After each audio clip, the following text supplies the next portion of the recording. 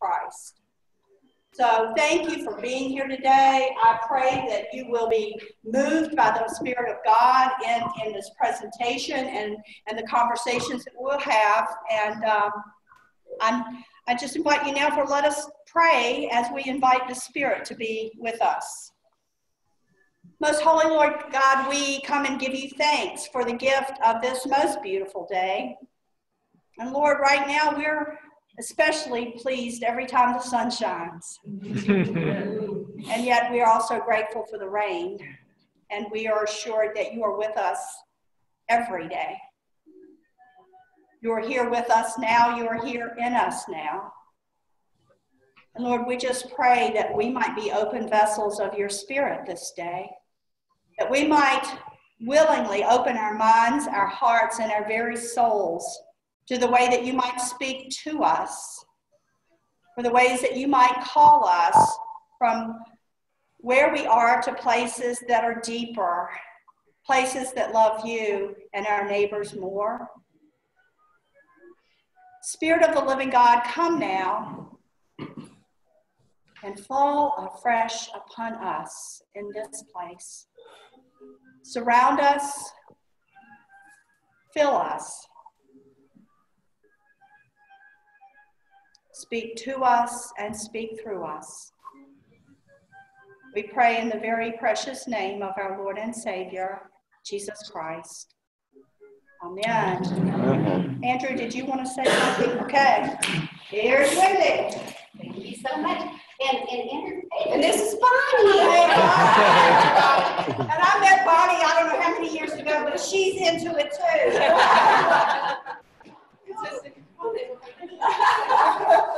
Good to see all y'all. So I'm going to check with Andrew so we're all plugged up and ready to go. Wonderful. I may have to plug this in at some point, but I minimize our trip hazards. You said at one point there was going to be a recording. I didn't see. So I want to thank you all for being here. What a wonderful, wonderful turnout. I'm going to start us off with some graphics that kind of tell the story of what's been happening. These images are the Richmond region, but I've added some images on the next ones. But what is happening is our urban, historically, when we think about high concentrations of poverty and children living in poverty, we think about our urban core. So in the Richmond region, if you look here on the left side, that is 2000. A lot of our poverty was concentrated right around the city. What has happened is an explosion of poverty being experienced out into the counties. Now, when you start to look at this levels of poverty in our rural regions, we're seeing higher concentrations of poverty happening in some of our rural regions. So Miss Bonnie Bell works for the Department of Social Services. She's been living this reality in Chesterfield County. And so the way I met Bonnie was a lot of our communities are not equipped to address issues of poverty the way our city is. So our city has transportation, we have centralized services. And I met with the Chesterfield County and they said, we've always relied on the churches. The churches have been the support system that have helped our communities. But Wendy, what we're seeing is an explosion, and we're going to have to think a little bit differently. So that's how my relationship with Bonnie, and then that led to the relationship with Chester, UMC, Audrey, and here today. So I wanted to show you, so this is while the city of Richmond, while we're seeing this expansion of individuals into that poverty zone, when you look at the red line across here, that's the city of Richmond. That is the percentage of children under the age of 18 living in poverty. So Richmond City is running about 40% of our children are living in poverty. This number, I added it, because these statistics are coming from Dr. Moser, and he didn't have Petersburg on there. According to the stats that I found, Petersburg is at 47%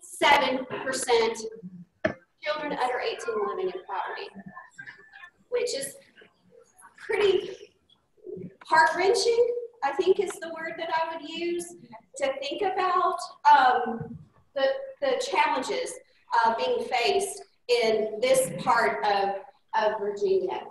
And I know y'all are coming from all over because I walked around and looked at all of your branches. I don't know what a branch is, but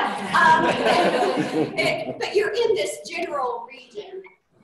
So when we think about those levels of poverty, I was really curious, what's happening with giving? You know, if we're experiencing this expansion, what we see is this spike, this huge spike in giving. Isn't that amazing, that line, that trend line? So it's not that as Americans we're not generous. We're incredibly generous. And as a church, we're incredibly generous. So my question is simply giving more going to solve the problem? No. We've been trying that since 1973.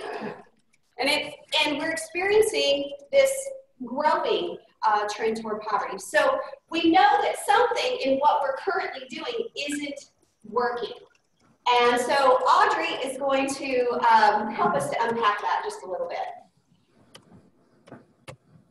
So Wendy talked about the positive side of more giving and the negative side of being an increase in poverty. What does Scripture say about that? We'll look at this familiar text, John 21, 1 through 14, cast on the right side. Early in the morning, Jesus stood on the shore, but the disciples did not realize that it was Jesus. He called out to them, "Friends, have you any fish?" "No," they answered. He said, "Throw your net on the right side of the boat, and you will find some." When they did, they were unable to haul the net in because of the large number of fish.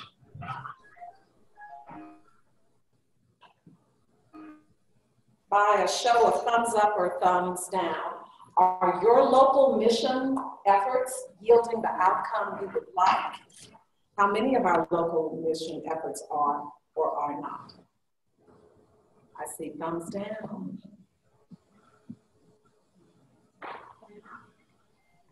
Where is Jesus in this passage, and what does he do? So I invite you to just think about it, and I'll listen for 2 or 3 responses. Where is Jesus in the passage, and what does he do? He tells them what to do. Does he tell them to do the same thing or something different? Shh.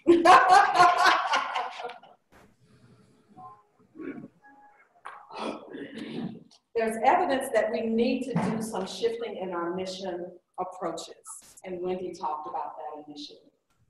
How many of you have read Toxic Charity by Robert Lupton? Do I have anyone who's interested in reading a passage from it in a loud voice, if you can see from where you are, if you're willing to stand up? If not, I'll read it.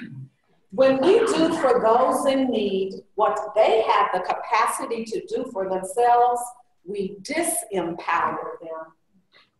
When we overfunction for people, we're often doing so out of our own need to be needed. Wherever there was sustained one-way giving, unwholesome dynamics and pathologies festered under the cover of kind-heartedness. When relief does not transition to development in a timely way, compassion becomes toxic. The challenge for those of us in service work is to redirect traditional methods of charity into systems of genuine exchange.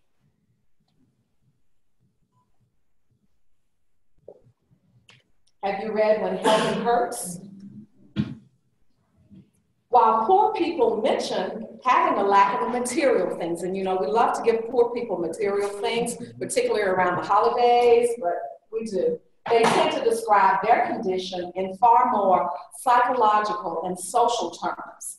They typically talk in terms of shame, inferiority, powerlessness, humiliation, hopelessness, depression, fear, social isolation, and voicelessness. Until we embrace our mutual brokenness, our work with low-income people is likely to do more harm than good. And the last one is the hole in our gospel. Giving things to the poor does much more to make the giver feel good than it does to fundamentally address and improve the condition of those in need. The greatest mistake commonly made by those who strive to help the poor is the failure to see the assets and strengths that are always present in people and their communities, no matter how poor they are. Wendy's going to talk about shifting. What do we do? So if you stand up, you're on all of these nice tables. Those are your boats, okay? And you're all going out fishing. So I want you to turn to the left. Remember, they were fishing from the left side, I think, to start. Now, cast that net way out there, way out there. Oh, really? Oh my gosh, there's no fish. Look how fast that net was there.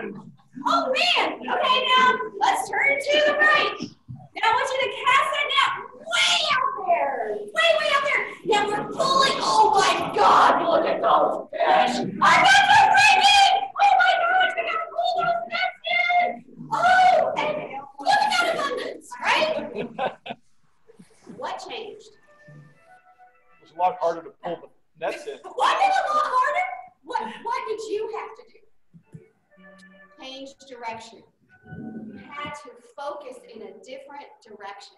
And that's what we're going to talk about today. Now, what I want you to hear is, oh my gosh, you have a boat. That is great. You guys are on the lake, right? You're out there. You have co-laborers around your boat. I want you to hear, because some of the things we're going to talk about, you're going to feel like, oh my gosh, we do that. Oh, that's bad. Don't hear that, okay? Please don't hear that. What I want you to hear is we can do better. And we can do better together. And the reason why we talk about putting you guys in your boats along with your peers by geography is that you're not alone. So if you will, go ahead and have a seat.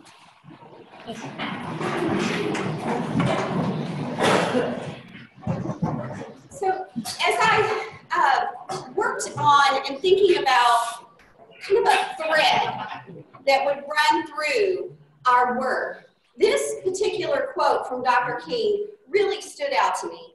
And he says that our goal is to create a beloved community, and that this will require a qualitative change in our souls as well as a quantitative change in our lives.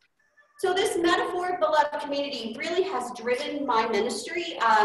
So just to help you understand a little bit of my background, I grew up completely unchurched, didn't go into a church until I was 20-something years old. Let's see, I was 26 since my daughter had been born. And I grew up in Central Texas, little teeny tiny small town in Central Texas, in the heart of the Bible Belt. So how do you grow up unchurched? It took a lot of effort. So my husband, we got married, we moved to Houston. My husband worked for Enron. The crookedy, okay? That didn't go so good. So we ended up losing, my husband lost his job. We just built our dream home. We had nothing in savings. And so I had to pack up my little family, my 3 little girls and my husband and I, and leave our native land and come to this strange place called Richmond. I thought y'all were, like, Richmond was the north. Oh, so wrong. What a shock to me when I got here. I didn't leave Texas much. Did you figure that out?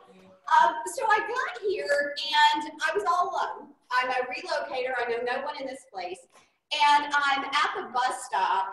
And y'all know bus stop is like how you know your social class, right? Like, so if you're standing there and everybody's talking to you, well, I would stand there all alone and feel stupid because I didn't know anybody. This lovely lady, so this is here, and Brian.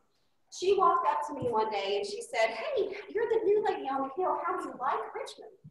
Well, Texans are known for being kind of bluntly honest. And so I said, I really don't. And she said, why not? And I said, well, I don't know anybody. And she said, well, what did you used to do in Houston that you liked doing? I was a small group coordinator for local churches. And she said, well, why don't you do that here? And I said, well, it'd be mighty lonely, me and my dog reading the Bible together. I mean, I don't see how that would work. That doesn't solve my problem. And she said, you know what? I grew up Catholic. And I've always wanted to do a Bible study like that. I never really had that opportunity. If you will lead it, I'll bring people. And so she did. So my first small group, and this is Woodlake, we call ourselves the Yada Yadas. So it was myself, and I grew up unchurched. I came to faith in the LCA Lutheran Church. My grandmother was Methodist, so I was Methodist. Ended up in a Baptist seminary in Mexico. So I'm an ecumenical mutt, about as much of a mutt as you can find. But all my ladies were Catholic except that one Presbyterian and me. And we started meeting together, and then other people started coming to us and saying, hey, can I join?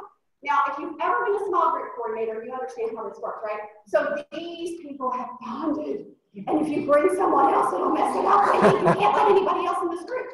So we started multiplying them. And we ended up with 70 women in 7 small groups across the Woodlake area within about a year and a half. And what I discovered is that my poverty of relationship, I was so terribly lonely, was an epidemic in the county. We all experience seasons of poverty. They just look a little bit different.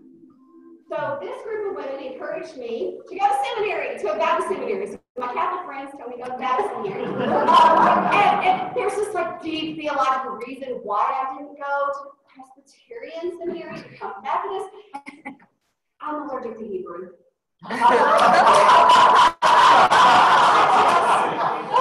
BTSR didn't make me take both, okay?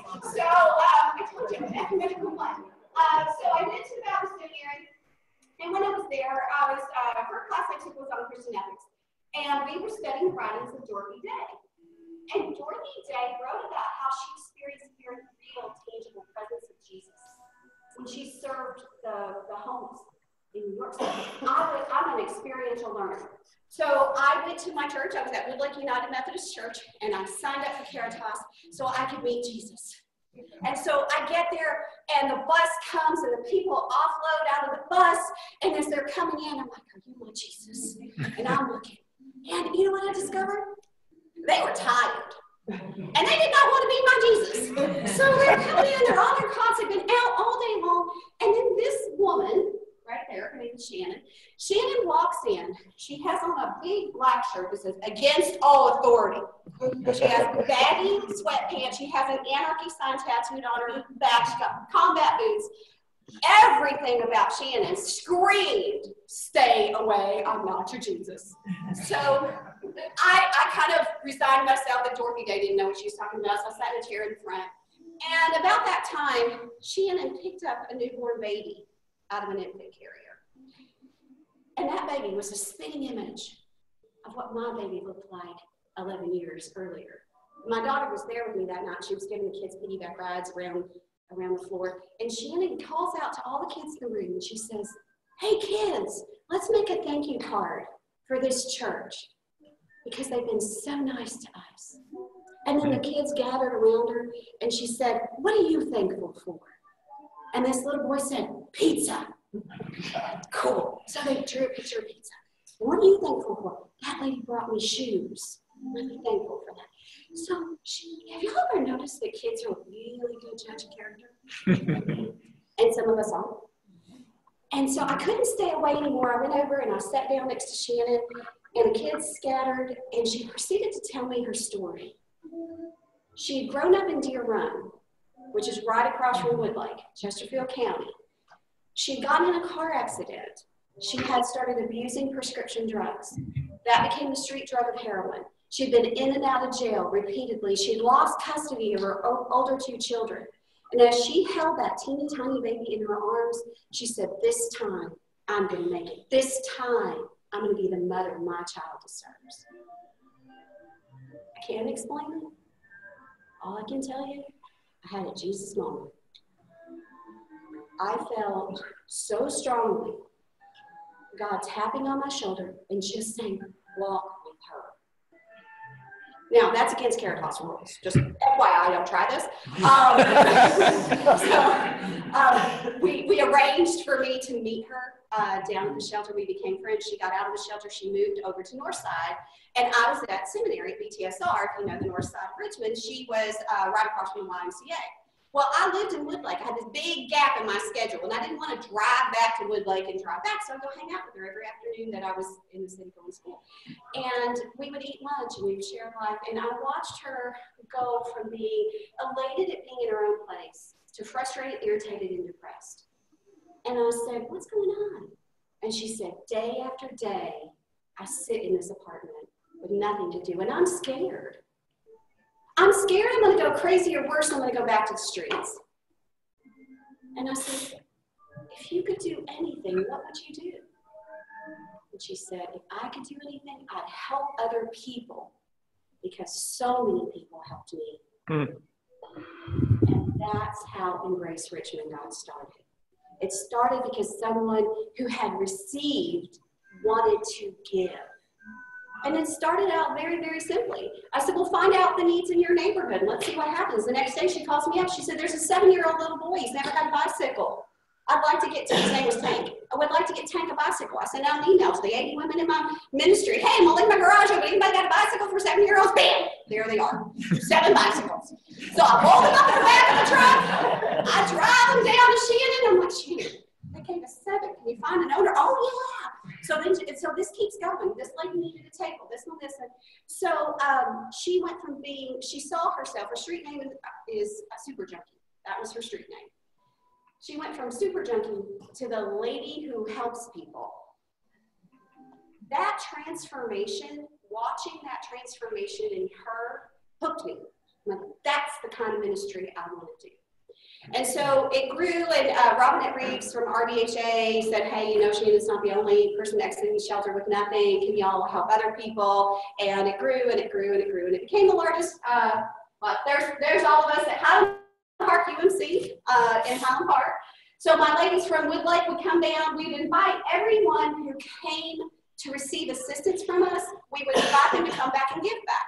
And about 1/3 of the folks who came and received assistance came back and served at least once. And about 30% of those who served at least once became core team members. And so we started to see this relationship between my Woodlake community and my friends in the Highland Park area who had been formerly homeless. And it grew, and word got out that we help people, and it grew and grew and grew. And it became the largest furniture bank on the Eastern Seaboard. Now, I did not set out to start a furniture bank. You do not go to seminary and you take the Furniture Bank 101, right? What happened? What happened is it became a program. I want you to think about all of the efforts in your church that started out highly relational. So when everybody would come, we would eat fried chicken. I'd tell them the story of Shannon. I'd invite people to come back and give back. I got to know everybody's name. I knew their kids' name, my kids' name. It was communal. It was relationally. And then when it grew, it became programmatic. We had referral partners. We had box trucks. I had paid staff. I had grants. And I'm driving down the freeway in my box truck, and I just had this, I think I missed a turn. Lord, what happened? How did I end up here? Was this really why I went to seminary? And I did a lot of soul searching, and I called up Karen Stanley at Caritas, and I said, I know this is important. I know babies are sleeping on the floor in the city. Don't you want to adopt this baby? And she said yes. And so Caritas took over the furniture bank in 2008. And I spent about a year really discerning what's next. Where is God calling us? And we sensed a really strong call to Hillside Court. What I saw is when the most beautiful expression of what it means to be the church that had ever experienced up to that point in my life was this, where you had neighbors that maybe wouldn't historically call each other neighbors, loving each other, sharing life together, raising kids together. All of the walls had fallen down because we had gathered people around a shared motivation for action. We gathered people around the idea of serving together, and everybody brought something to the table. That's what I wanted. So we knew that that requires presence. Presence requires you to be somewhere for a long time. So we chose Hillside Court. We chose Hillside for a number of reasons, but partially because it was close to where we were at the Furniture Bank, but partially because it's very cut off. So it's the only public housing complex in Richmond on the south side of the river. And so it was very cut off from a lot of the other services that are around Richmond. In 2011, there were 3 separate murders in Hillside Court in the first 3 weeks of the year. About a month later, 2 teenagers were struck by stray bullets. And the community was grieving and frustrated and angry and didn't know what to do. So we hosted a community conversation. We invited everybody we knew there. We did not have any police or anything that would deter anyone from coming. We had lots of pizza. Pizza, best community building thing ever. So the community shows up, and we asked this one simple question. If you could do anything to make Hillside better, what would you do? And the number one answer is keep our children safe. And I said, that's wonderful. Here's the problem. I live in Woodlake. I can't do that. Only you can do that. Who in this room would be willing to work toward keeping children safe? We'll help you, we'll support you, but somebody else has to take the lead from the neighborhood. And this lovely lady, this is Miss Patrice Shelton, she said, I'll do it. She was pretty mad. And you have to have that motivation. You have to be almost mad about your current situation to bring about change. So once Patrice raised her hand, other people said, well, Patrice will do it, I'll do it. And we ended up with a core group of about 6. The first thing they started was a family support group. They recognized that the smaller children were at the highest risk, the preschoolers. They don't know what gunfire is, they don't know how to get out of the way. So they started a family support group, and it was a lot of young moms with a lot of, preschool age children. And they started asking, if you could do anything, what would you do to keep children safe? This is Lindsay Letley. And Lindsay said, well, I used to be a cheerleading coach. If I could do anything, I would teach cheer. And so she started the Superstars. Then her husband, Tony, said, well, what about us men? I know y'all welcome men at the family support group, but you know it's all ladies. What about the men? So he started something called Brothers of the Same Struggle. A lot of the men are not on the leases, and they felt threatened to show up at an official meeting, but they started meeting at Tony's house. Well, they started throwing a football around, and before we knew it, we had the Hillside Soldiers. So we had a football team. Then our friend Denise said, well, what about me? I like to cook. And so she started a monthly fellowship, and a church donated the kitchen, and they would all cook together, and we fellowship together. This is Miss Murphy. She's one of the senior adults. She said, what can we seniors do? And so she started getting, they're the funnest group. They had more fun than any group in the whole place. And they would get together monthly. They would go places, do your typical, they did bingo and typical kind of things you would expect. But what it really got interesting is when they started baking and cooking and helping with the concession stand to raise the money for the football team, and the cheerleaders started preparing a pancake breakfast, and they would do a little cheer and give the pancake breakfast to the seniors, and then we would celebrate the new leaders and new coaches that were showing up on fellowship day. And what you started to see is a culture shift. Went from we're victims, these outside people are taking over our neighborhood, to we can affect change. And that's what community development looks like. Big, giant shifts in culture. Now, I moved into the north side. Patrice got to the point where they didn't need us. We wanted to be Embrace Richmond, not Embrace Hillside. So we started working with a church up on north side, fell in love with the neighborhood, ended up moving into the community, into a predominantly a lower income community, and with my family. I don't recommend moving high school students in the 10th grade. Okay, yeah. Little redhead, not happy, not happy. Ended up at Oakland High School, loved it, changed her life. She's now going into politics and looking at inequality in schools. So God works all things for good, right? But it was unpleasant, very unpleasant for a while. So we moved to the north side, and I didn't know if the methodology that we had used in Hillside was it a fluke, because Patrice is amazing, and the leaders were amazing. And so we started applying the same process that I'll be teaching you guys. And we ended up with Young Leaders Team, block clubs, Clean Sweep, an oral history project, a senior team, a bike shop, a community garden, oral history. We also have a food co-op. So all the same process, bring neighbors together around what they care about, and give it away, and it happened all over again. So what we decided was, what if we just started to teach people this methodology? What if we stopped being the organizer and we started equipping and thinking more about a movement than building an organization? And that's when we started coaching and training. That's when I met these guys. So I'm going to have Sylvia and Audrey come up. So you guys were, I think, the second or third church that I trained in this process. Tell me how this process and being involved in this. So they were working in the Broadwater neighborhood and did a listening project. So tell us how it affected you personally first, and then we'll talk about the church. It restored my passion for going into a neighborhood and working. Prior to Wendy working with us and teaching us asset-based community development, we worked in Broadwater. We did tutoring, we did summer programs. For some reason, one winter we did Christmas caroling with police presence. And those, I didn't really feel like I interacted or came to know the people in the neighborhood. I was showing up because my heart was there. When we went in with the listening project, we were not in the driver's seat. And I was so proud of my fellow church members because we gave up that power. We gave up the power to program what to do, how to do it, and when to do it, and went through the process of listening. And that, for me personally, told me I was in the right church. I was with the right congregation who wanted to do this.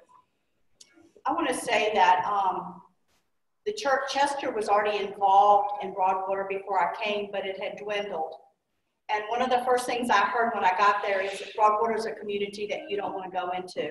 You don't want to be there by yourself. It's not a good place to be. 3 different times I went with a group and we walked the area and prayed, and 3 different times God said, you come back here.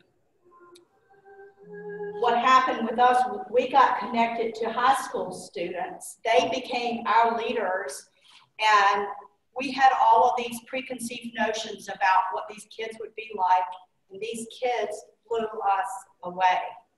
These kids ended up at Chester United Methodist Church sharing from the pulpit, and one of the girls that hardly ever spoke, we were like, what in the world is she going to do? And she gets up, good morning, church, and we were like, oh my gosh. Two of them joined the church, and that was rule number 1. You don't go in there to proselytize. We went in there to be in relationship with them, and Audrey and I have continued to eat meals with some of the teenagers. We need to do that soon, but we were really, it's just a shift from going in and being in control of everything. And it's hard at first, you know what I mean? Because you want to whatever, but to let them start using their gifts and celebrating who God created them to be, it was life-changing. If I could add one more thing, a lot of the young leaders did not know their neighbors. And so in this process, they had to go door to door and ask the people in the community, if you could change one thing about this community, what would you do? And they did that. And another thing was when we had the gathering event, there were more people there on that day than I ever interacted with before when the church brought in the program. When the people decided what they wanted to do, we had to open up the back deck, and it was just a beautiful thing to see that shift. Can I say one other thing about the garden? I'm not going to tell you the whole story of discerning about planting the garden, because that was a huge, incredible God thing, but we shifted the last year. Instead of just giving everybody the produce, we took the produce with us when we were in there for the reading programs or different things, and we sold a bag of produce for $1. And one Hispanic mother came, and she went back to her apartment and came back with 4 quarters. And when she bought it, she was so proud that she had bought produce for her family. It was, you know, something as simple as that. It wasn't that these rich white people have shown up to give me something. These people care about, I bought this. I did this for my family. Yeah, lots of shifts. Thank you guys very much. So with the young people, they were actually paid. to do these surveys. So there's a lot of pride. This was a first job for these young people. And I'll never forget the two young ladies, it was Sam, looks over at someone and goes, I'm Catholic. Am I allowed to come to your church? Like, just really, like, because we never talked about it. I mean, it just, they brought the subject up. They wanted, I don't think they knew Sylvia was the pastor for a very long time. So this process of being in relationship transforms the church and the community. And I think if you go into this process, and I heard Sylvia talking about spiritual directions being number one, and really nurturing the soul and the heart and the spirit of the pastor, what for me was so rewarding is that God had prepared Chester through a whole lot of prayer to be willing to just let go of control, trust the process, and let the relationships guide the conversation and where it went. And that happened beautifully with Chester. So we're going to, I'm going to shift to Audrey real quick, and we're going to give you some tools, 2 tools today to really start to think about how to make the shift. So in the stories that Sylvia and I shared about Broadwater, did you see Jesus in any of those stories that we told you? Or in the Richmond ones. Or in the ones with Wendy, with Hillside Court, where she was in Woodland? When you're thinking about it, where did you see Jesus at all and what transpired? Listening.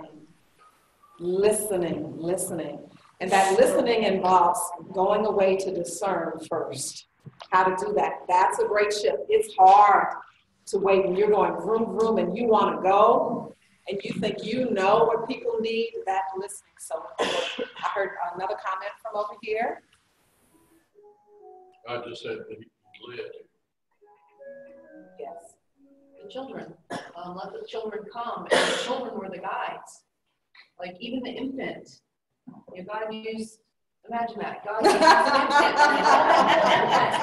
infant to lead us to God. Yes. So that was huge. That's what I did. Listening, let the children lead. They were accepted where they were. Yeah.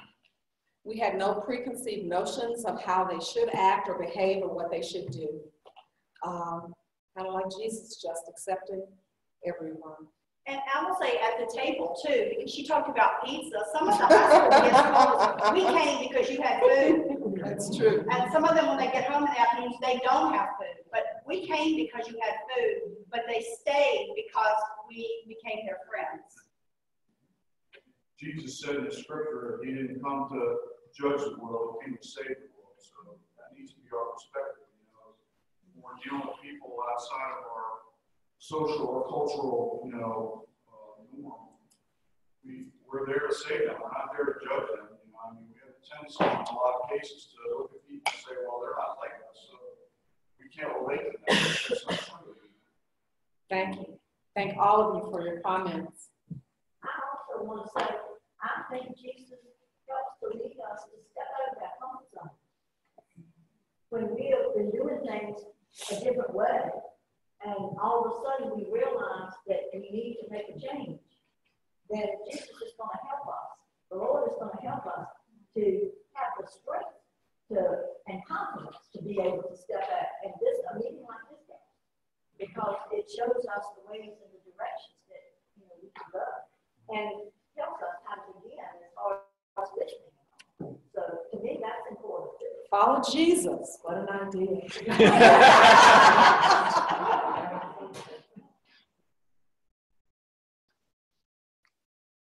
So what we learned with the young people in the community, they had dreams before we got there. The young lady Sylvia was talking about on that Sunday morning, she walked right up to the pulpit. She said, "Praise the Lord, church." And the size of her voice was like this. We had no clue that all of those gifts were in her. That confidence was there. They all had different gifts, different abilities. When we connect people with shared dreams together, they will invest their gifts to bring their own dreams to life. And that's very powerful.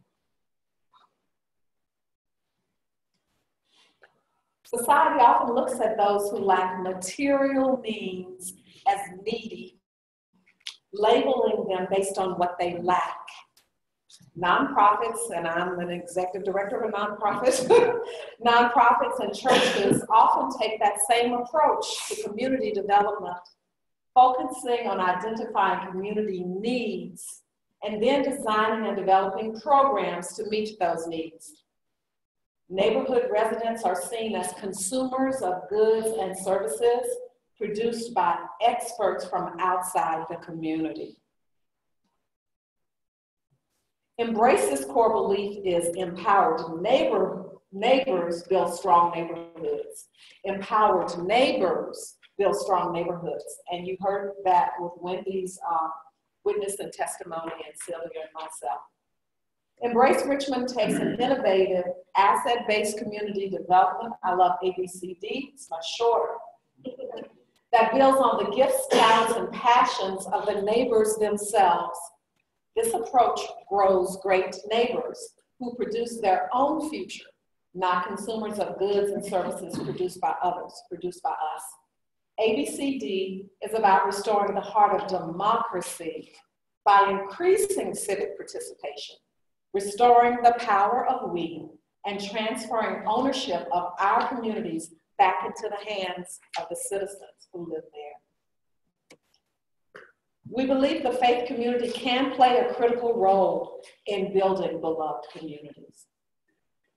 You have heard, give a man a fish, feed him for a day, teach a man to fish, feed him for a lifetime. But what if the pond is toxic?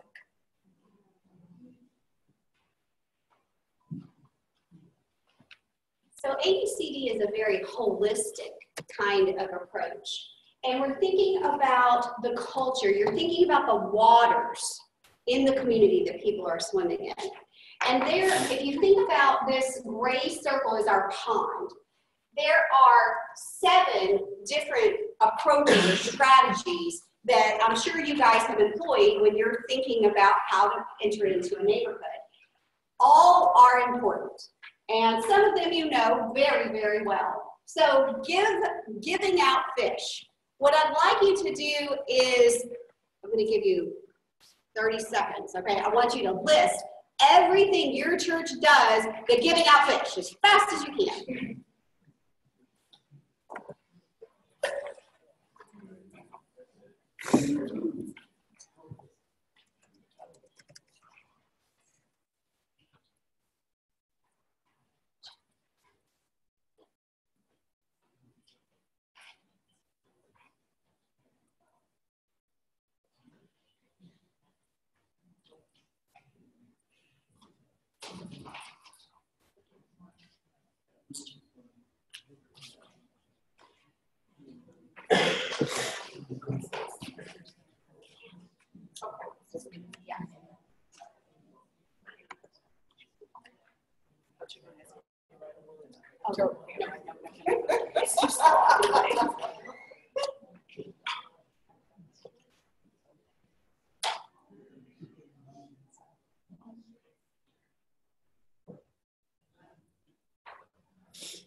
All right, did anybody come up with 5 or more?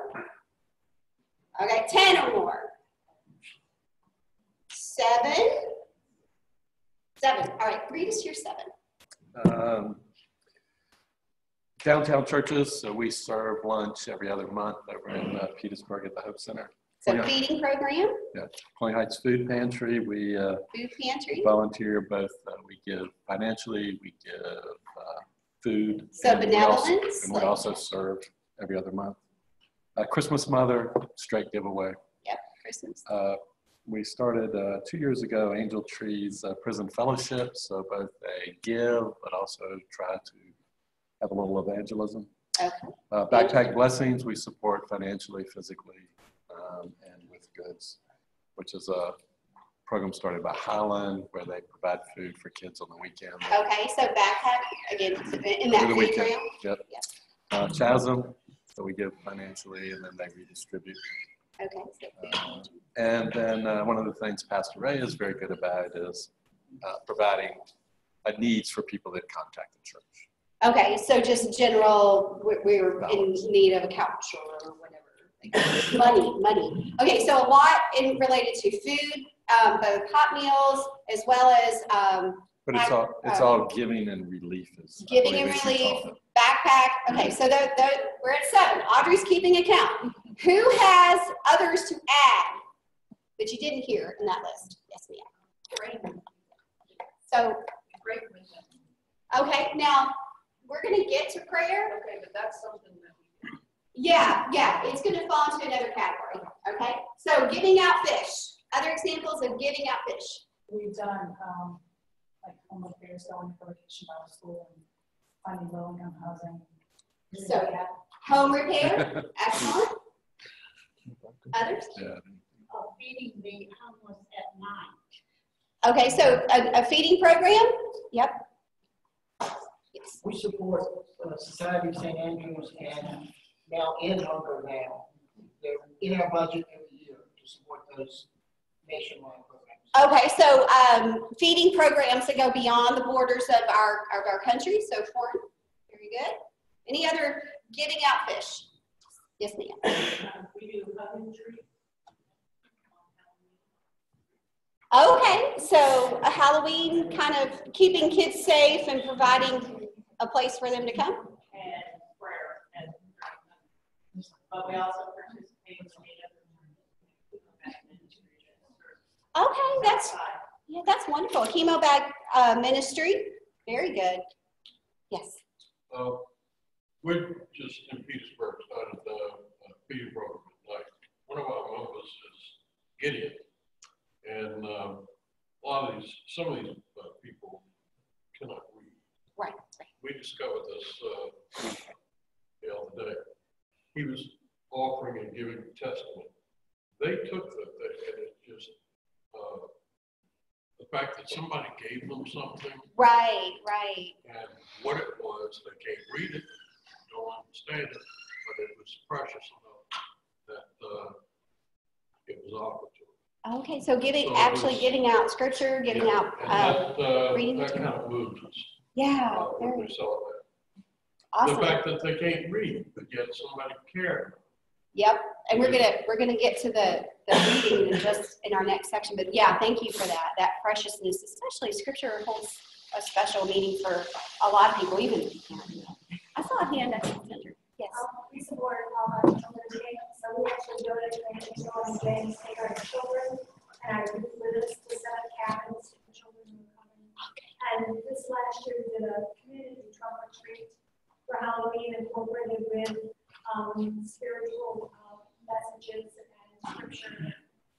I've done All God's Children's Camp, so that one's going to pop up in a couple of categories because it's being provided for free for students who couldn't have a camp experience. So that's part of the relief, but there's more going on there, and we're going to talk about some of those deeper pieces as we get into that. So how many did we come up with, Audrey? 12. Anybody do school supplies? I didn't hear that one. Yeah. All right, add that one. 13. I was like, that's good. That's common. I didn't hear that one. What about kids for conference?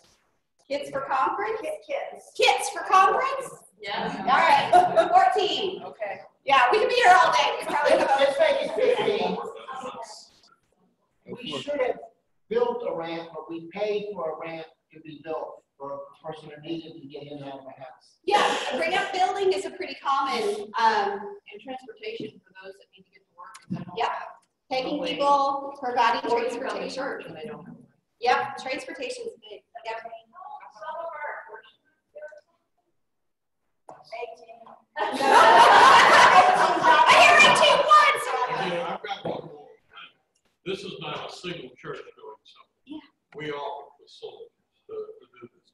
But the fire, and I saw that, they come once a year and bring furniture, all kinds of home goods Yeah. to give away. We call it a free market. Okay, so a free And the market. community loves it. Anybody do a clothing closet? That's another one I didn't hear. Yep. 21. Okay, all right. The point here is we do a lot of fish giving, right? This one,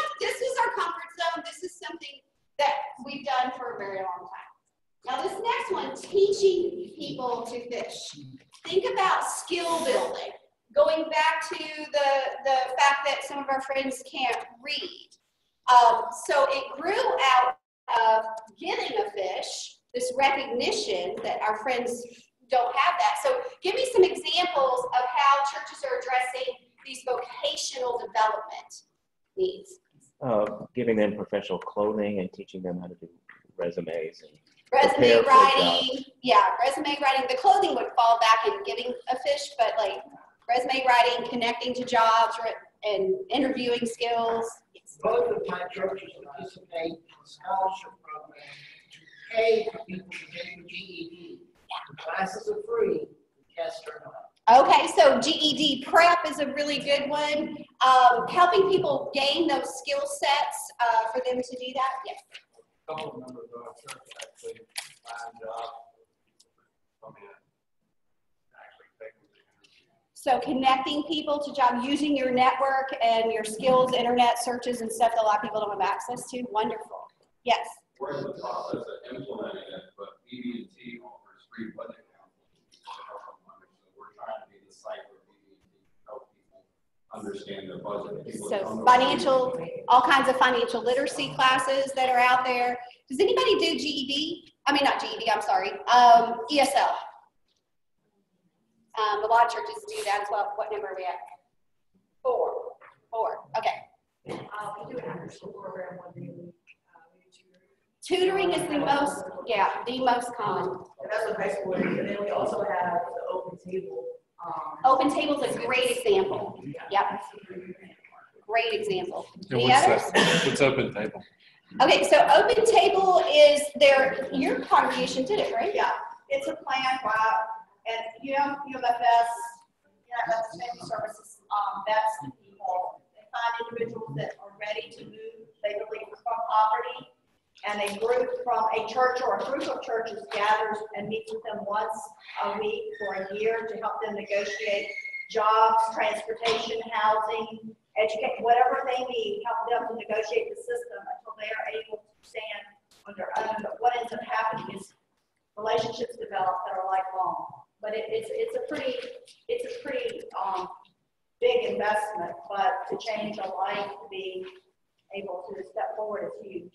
So it's helping people advance toward whatever their goal is that they've set. Most often it's financial, some kind of job or career or transitioning out of the foster care system, things like that. If you've ever done a poverty simulation, you realize just how many obstacles people face with things that we just take for granted.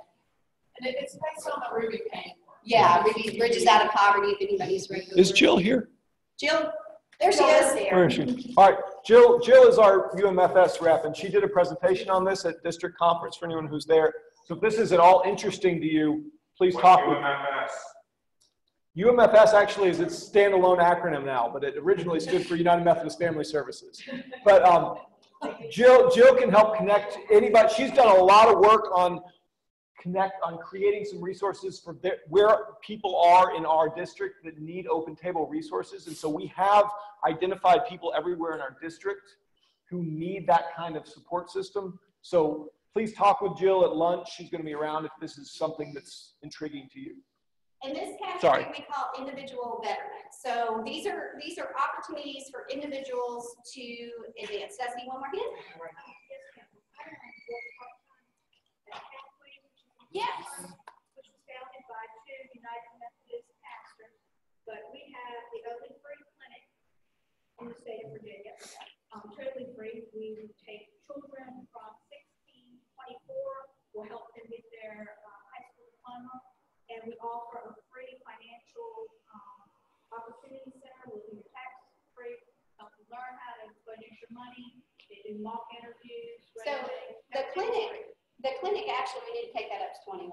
Because the free clinics are another example. I know a lot of churches have, allow their spaces to be used. But Pathways is a great example of this category as well, is helping people gain vocational skills. That's their core of what they're trying to do, is help individuals advance. So how many do we end up with?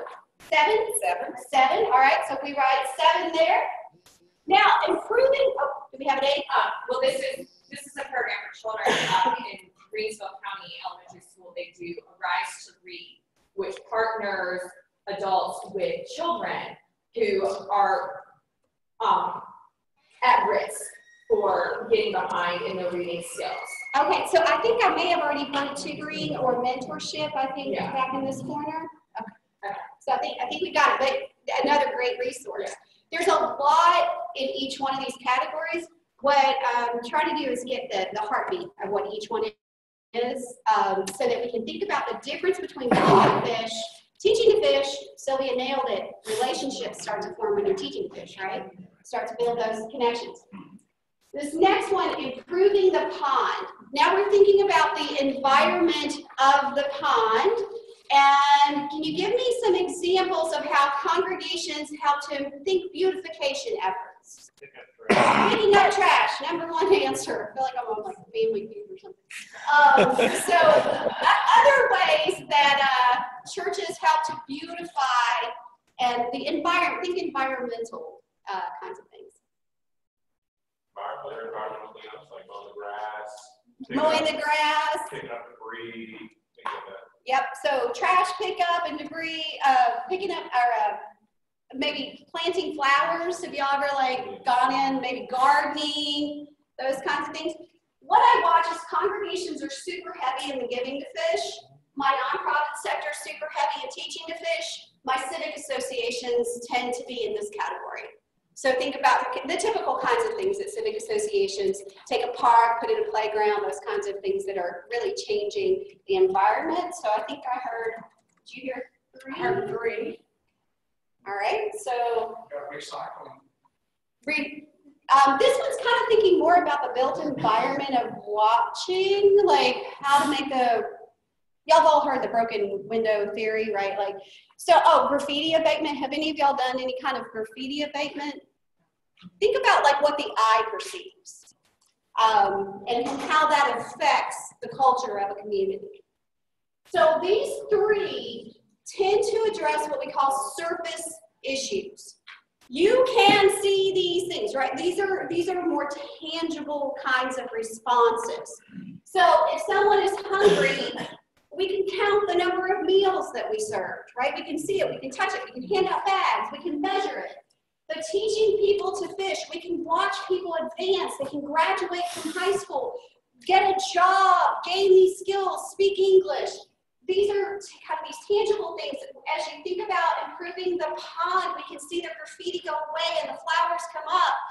These issues are where we spend about 90 to 95% of our time is up in these surface level issues. These next three I'm going to talk about are the underlying causes that are causing these things at the top to be more visible. And the first one is related to that gathering the fishermen, the social emotional needs. When I shared my story about being in Woodlake, I had a poverty relationships. It was this social emotional lack that I experienced. When you think about the role that the church plays a lot of roles. But I know in my life, the reason why I went to a church for the very first time ever in my life is because I suffered 3 miscarriages. And I made a deal with God. If I got a baby, I go to church. That's how it works. That's how I say it. I don't recommend that, but I did, because I was searching for something. I needed connection. And where I connected was a small group of other moms who had small children. I had that emotional, social kind of need. That gathering, just thinking about yourselves here today. You're gathering with your peers. There is an intangible in this room. I can't measure it, what it means for you guys to be together. But the fact that you're all here, either she's really scary and saying it's mandatory, or you actually enjoy each other's company. That's harder, right? It's really hard to measure that kind of investment. How many of you guys, I want you to think peer-to-peer relationship building. I want you to think about examples of things that your church does, not for your church members, but for those outside the walls of the church that are really addressing the social emotional needs, that are bringing these fishermen together. Any examples? So we are moms and preschoolers. Excellent. Moms. And then, also our after school program, facilitation rates to be themselves. And when you're at risk, like, it's hard for you to find a place where you can do it. Yeah, so kids, just being kids together, they have almost no time in school for social emotional kind of development. Yeah, excellent examples. Other examples?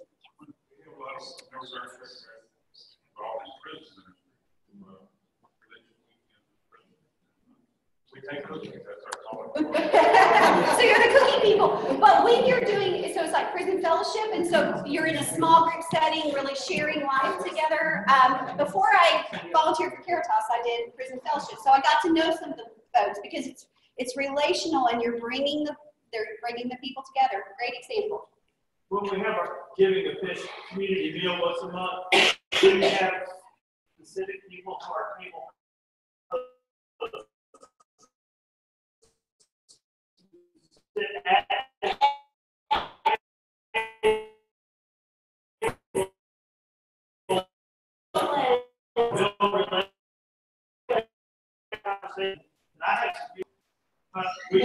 When we started the ministry, we were deliberate. We're going to have table hoses. Excellent, excellent. That's an easy shift, though. So I heard a lot of people say that you create a meal, but are you facilitating some connection, at the table? We have gotten to know some of the people who adopted a family and stuff. Yeah. That is beautiful. Great example. Or very good. We just give the space, but we have the NA, AA, and Al-Anon groups that meet at the church. Yeah, all of those are the key to that recovery model is peer-to-peer. As is like the Healing Place. Some of the most effective models are peer-to-peer. Great examples. Did I see some more? Scouting ministries. Excellent. Yep. They're gaining vocational skills too. So some of these, kids are learning skill sets, but there's really that they're part of something bigger than self. Great example. Yes. Wendy, I kept waiting to share this because we do so much, all four of these, with the Psalm 28:7 Gym Ministry, which is a program that our pastor, Michael and Debbie, his wife, started elsewhere and brought to our area. When they came to the Prince George area, all three churches in the cooperative parish are involved. 12 to 18-year-old kids, teaches them weightlifting, but at the same time, Psalm 28:7, he shares the gospel. But in addition, we've got volunteers from the churches that come in, so there are always two people there. When the children are there, who now are bonding with the mothers that wait, the siblings that wait, and also work with the kids. It's amazing. Well, and just thinking about any sports kind of program as well, like that connection, that camaraderie that gets formed when you're in a physical activity together and everybody's rooting for each other, that's a great example. Yes. Oh, sorry, didn't see that again. United Methodist Men has become a community of men. It's not really just our church. Excellent. It's Inviting other people. I did Bible study fellowship for like 7 years. Those kinds of things that are open to a broader community. And people really, it says relationships, like Sylvia was saying, they kind of get formed for life, that grow out of this kind of fellowship. And oftentimes, there'll be something up at the top that you can just add an element to what's at the top that can help it start to grow those kinds of relationships. So what number are we at? 8? We are a very friendly group here. All right. Now this next one, thinking about transferring ownership of the pond. We know that the communities where people have ownership are healthier. So when the trash pickup comes and they pick up all the trash in my neighborhood, 2 days later I go back and it looks just like it did before the trash people came and picked up all the trash, right? Yeah. At the heart of that is an ownership question. Owners do not throw trash in their yard. They just don't. It's yours. There's pride of ownership. So what's happening in a lot of our communities is there's this disempowerment where the residents really don't feel like it's theirs anyway. There's no power, there's no control in that. When I was sharing the stories in Hillside, this one's even harder to kind of measure, but when I was sharing the stories in Hillside, every one of those initiatives was owned by a resident. That's why I put their picture up there. It wasn't mine, it was theirs. So I want you to think about things that your congregation is doing that provide ownership. So ownership means that the residents or the participants decide when the group meets, where the group meets, what the group does. They have control. Give me some examples of how you're doing things that are transferring control to the residents or participants.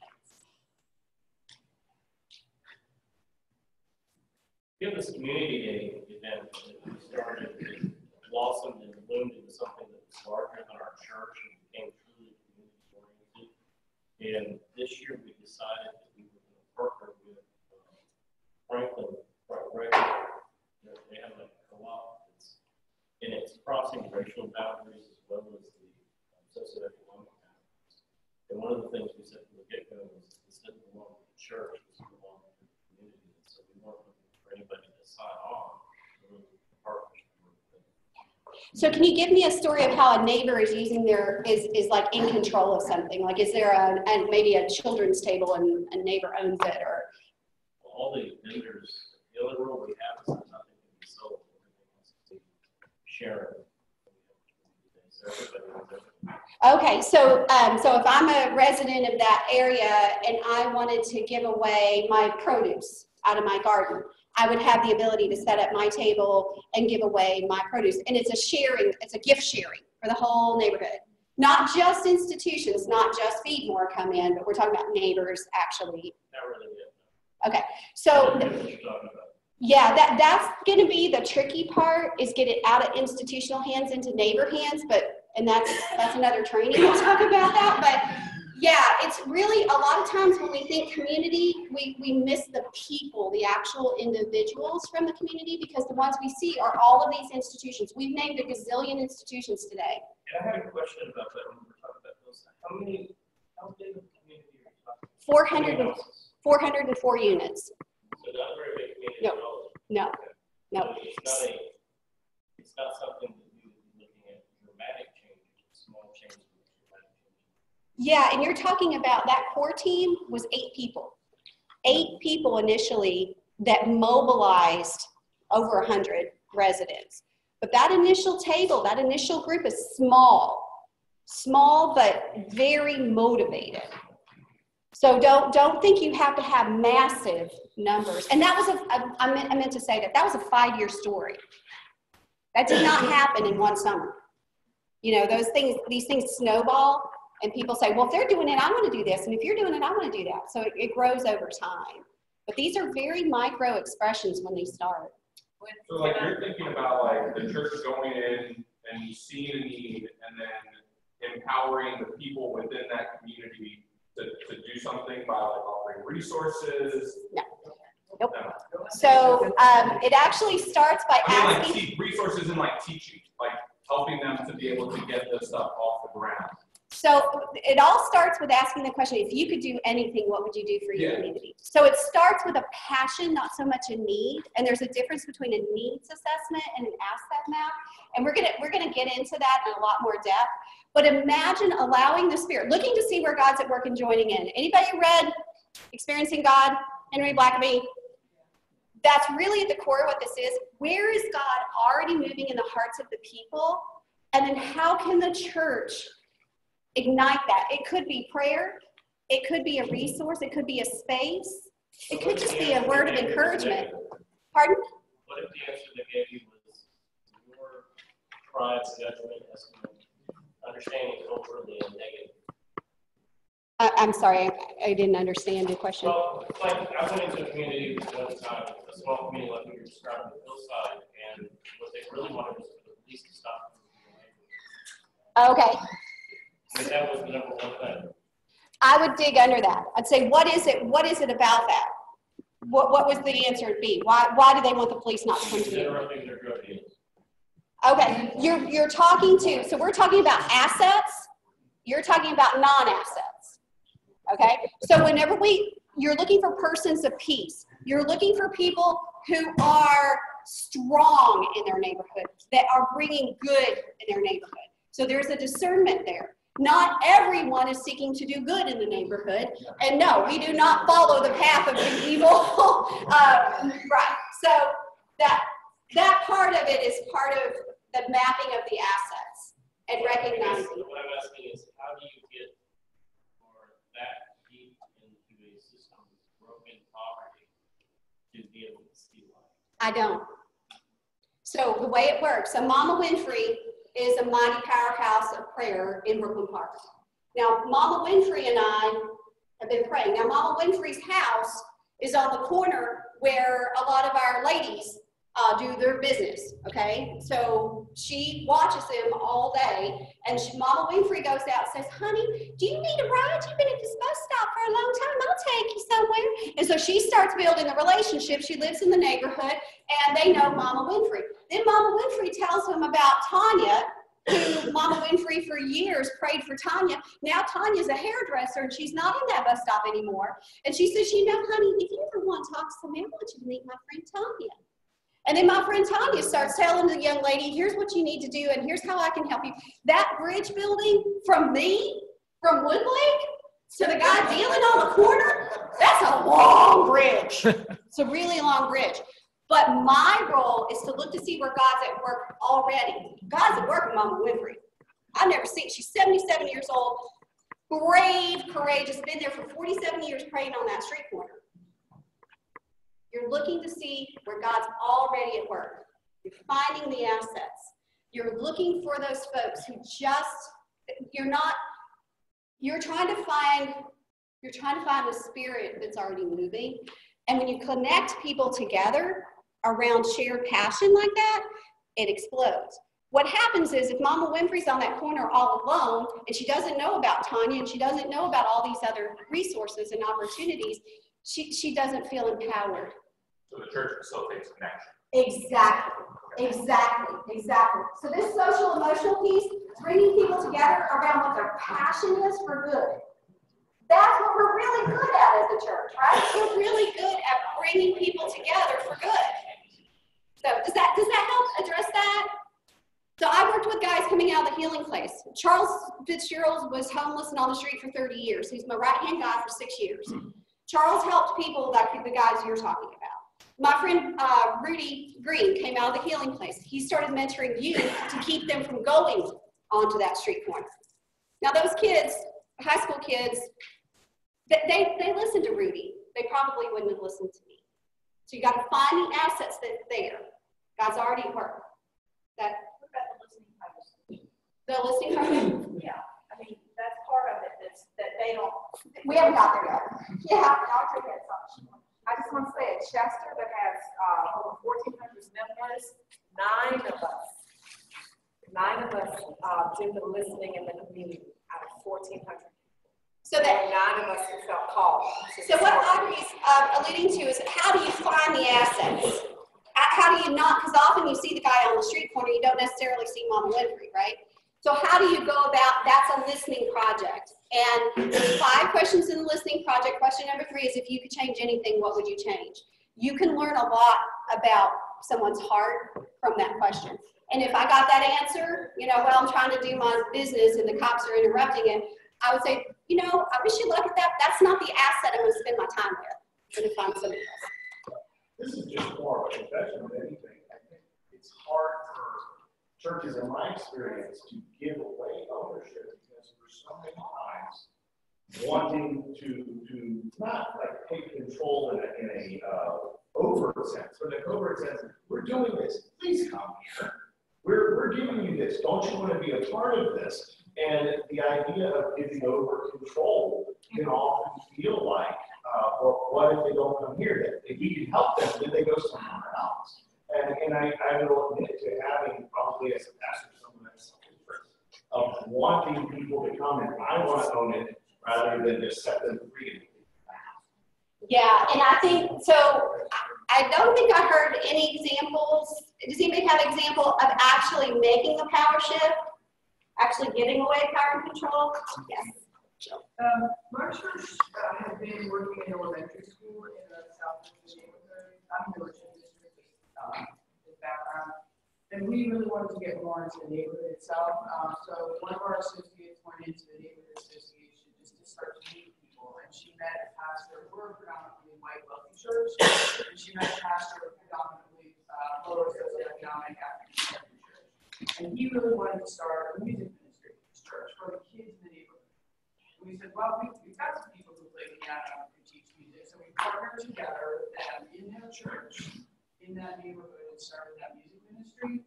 And that grew into a relationship with another smaller, lower socioeconomic African American church. And the three of us now have a joint ministry in that neighborhood.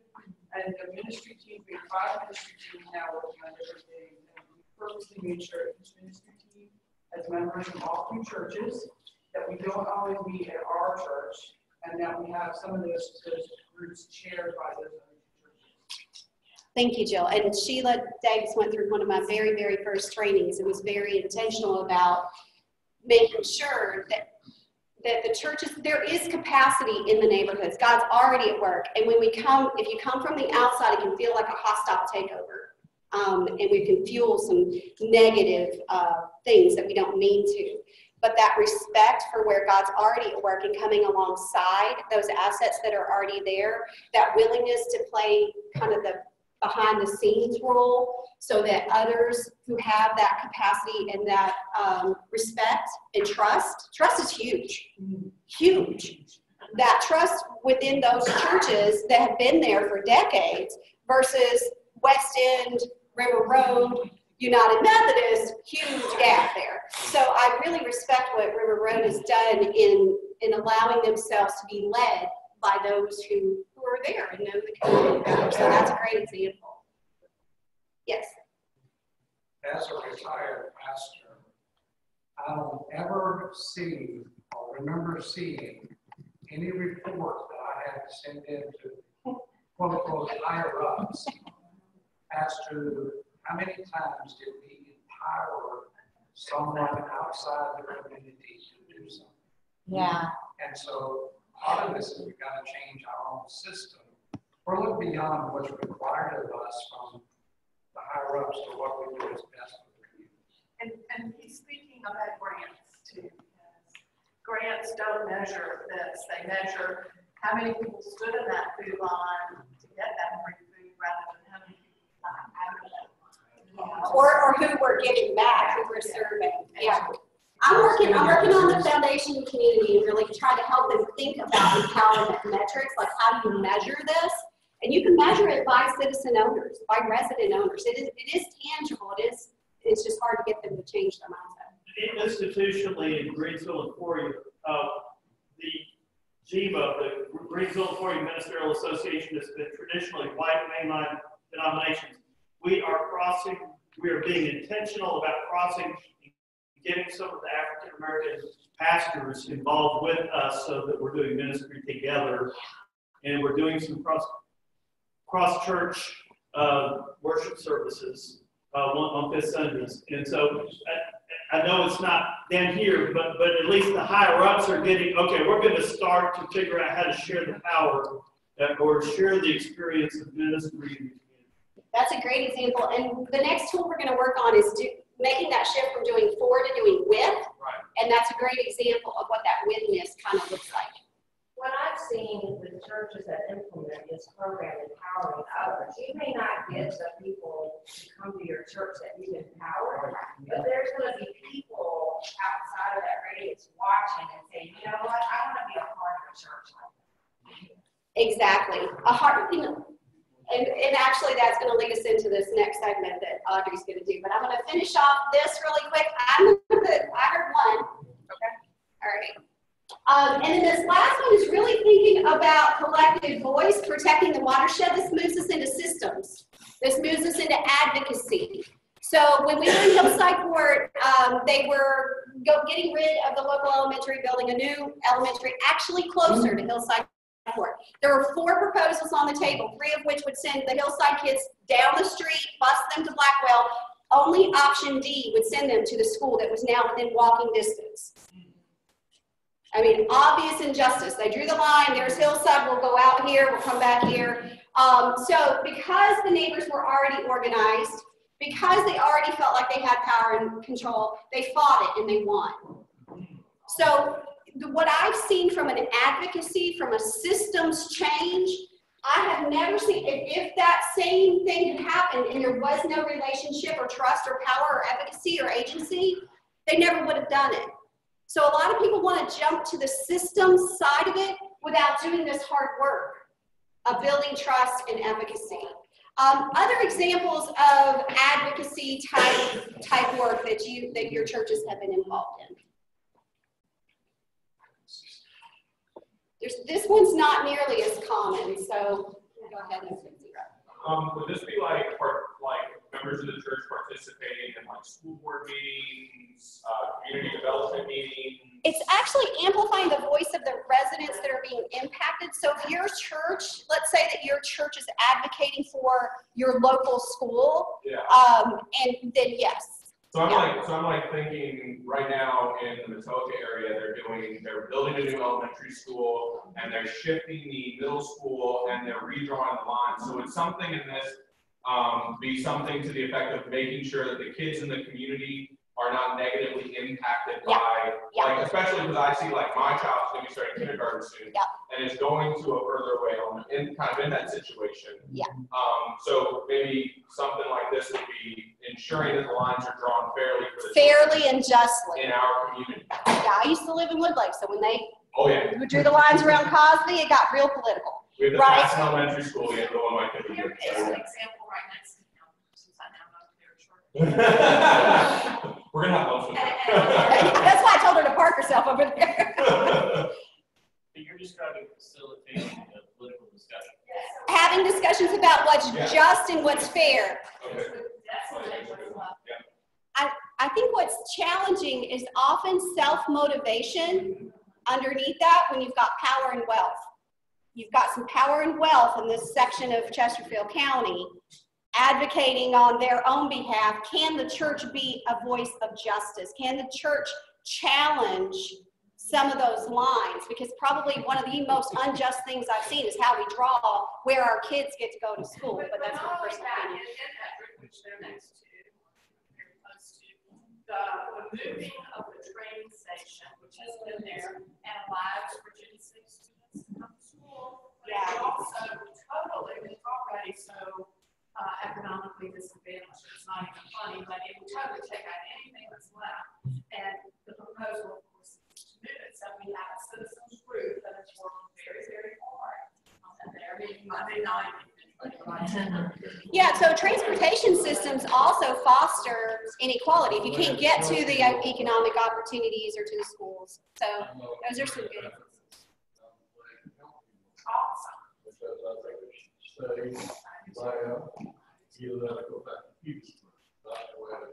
Right, but not well, I'm on where you come. So I want to, Jill, I definitely want to keep us on track. So I'm going to real quickly just summarize. So we have 21 giving out fish. We had 7 in TG to fish, 3 in improving the pond, 8 in social, 1 in power and control, and 1 related to advocacy. So as you can see, I mean, what I said is that a huge percentage of our energy is up here. So when we start to think about how do we move from the top to the bottom, that brings our 7th. And I heard this mixed into a lot of what you guys were saying. So how we break that service line is to actually start to think about how to awaken the soul of the pond, those psycho-spiritual needs. When you think about most of our neighborhoods, one of the #1 things I hear is hopelessness. Nobody cares. Doesn't matter, Wendy, if we get 200 people to sign a petition, nobody's going to listen to us anyway. That is a spiritual issue. If the church is the hope of the world, this is where we can shine. This is where the church can shine. And thinking about using language, using spiritual language that is inclusive enough that a 13-year-old little girl who doesn't know the language felt led to talk to Sylvia about her congregation. This is not about getting folks to come to your church. It's about awakening the spirit in a way that people want to express their giftedness in the world, to become fully who God created people to be. At the heart of this practice, this way of being, is all about really helping people to grow in their maturity of their created being. Providing a safe place. A safe place to kind of explore who and how they were uniquely shaped. And I want to say we really need to pray about that, because we're not helping people if we invite them into our church and then tell them what's wrong with them. You understand? I want to tell you, I'm not at Chester anymore, but the school system called our church, because our church was known as a church where everybody was loved. Family Services called us because, you were saying it, Melody, that if you get a reputation of being a place where you can come and be safe to tell me anything and be loved and to grow to God's potential, that's, to me, a safe place. And you have to be careful who you let interact with certain individuals, because they're already broken. They don't need anyone to tell them what's wrong with them. They need to be loved. So we're running a little behind, so I'm skipping. Y'all didn't see that, right? I hope you enjoyed it. If you need to go to the restroom and get something to drink, please go right ahead. And in the interest of time, Audrey, I'm going to move real quickly through this one. So actually, if you just want to take 2 or 3 for each one. Okay. Woo. So if you need to stand up where you are or move somewhere, I know, I'm fidgeting. So 3 or 4 comments about the ideas, concepts, or thoughts that stood out for you from what we discussed today. We discussed a lot, yes.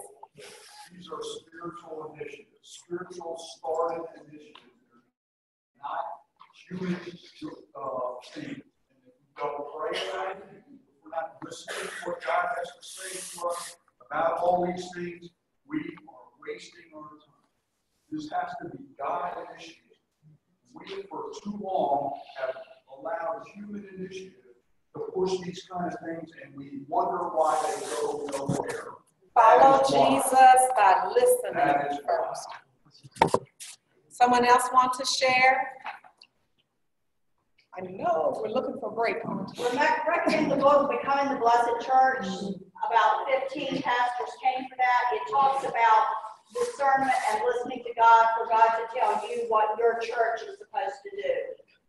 This is a lot to take in. So how do you feel about this shift from social relief and physical needs to community development? Do you think it's possible? We'll tell you it's hard, and certain people are called to do it, and it changes lives. It feels empowered. And you're right. Like we can accomplish something. Like it's not as hopeless as it's felt. No, it's not hopeless. Yes. I think the challenge with number 2, the relief to development, is as humans we want instant gratification relief. Yeah. I know you. Yeah. I know our Vacation Bible School ministry, we worked with some homeless people in Emporia, and it was easy to go in and fix their homes and provide a meal and hang out with them, but to keep working with them to get a job, and you're looking for that reward and that final, you're on your feet. But that's not something that happens today or tomorrow or next month. And so it can be kind of taxing, trying to do your own life and, offer ministries for them to see them move forward and keep persistence with them and, keep motivating them and pushing them and providing things to get them to where they need to be. But I think it's kind of challenging to, keep going and kind of feel overwhelmed and like, oh, this is only one person and I'm not fitting anywhere. How do you impact a big number? Yes. I think when you said 1,400 was the membership at Chester, 9 were participants. Yeah, when we first started out the first night, we had 50 or 75 people who showed up to listen like you're doing today. But then as we went along, we did it during a Lenten season in 2014. We did the training during that, Yeah, we did it. Then week by week, people dropped out. But then to make this commitment, 9 of us. Well, I wanted you to know that God spoke to me then when you said that, because I'm sitting here thinking, but Gary's is such a small church. We're known as the little church with the big heart. But yet, you know, we do have the benefit of cooperative pairs. So all 3 churches. And then when I'm, you know, wallowing in pity and thinking, hey, can we do this? And God spoke to me through you when you said 1,400.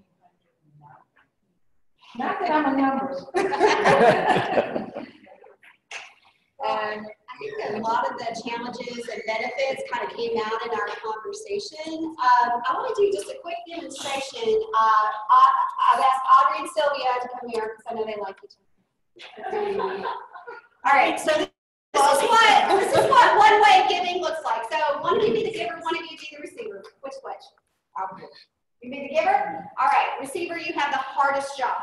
Okay, put your arms out. Now straight down, imagine Velcro in your fingers and you cannot move. No matter what she does to you, cannot move. Got it?